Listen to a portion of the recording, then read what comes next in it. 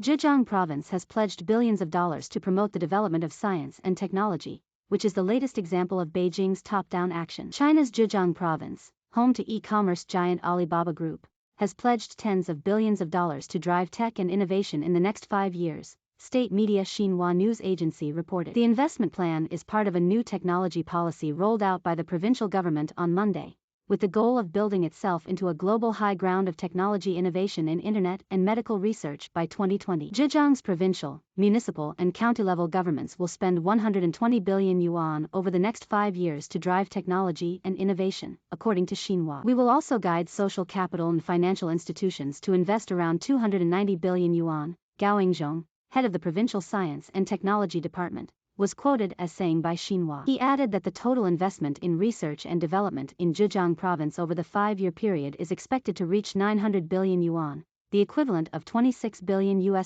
per year. For years, China relied on government subsidies to encourage development of key industry. But starting in 2014, subsidies gave way to so-called guidance funds, or state-backed funds or funds that act as venture capital investors and private equity firms. As of October, various levels of governments in China had set up 2,041 government guidance funds, raising a total of 3.7 trillion yuan, according to a report by Tsinghua University last month. While the investment by the Zhejiang government is not a government guidance fund, it is part of a broader top-down innovation approach by the Chinese government as it steps up efforts to boost the private sector and increase the competitiveness of its homegrown tech sector, which still relies heavily on foreign suppliers for core technologies such as semiconductors. Zhejiang is home to many of China's most successful private businesses, which made up nearly 2/3 of the provincial economy in 2017, according to local statistics. Alibaba, which owns the South China Morning Post, said in October that it expects to invest $15 billion in R&D over the next 3 years. Last year, the company spent $3.6 billion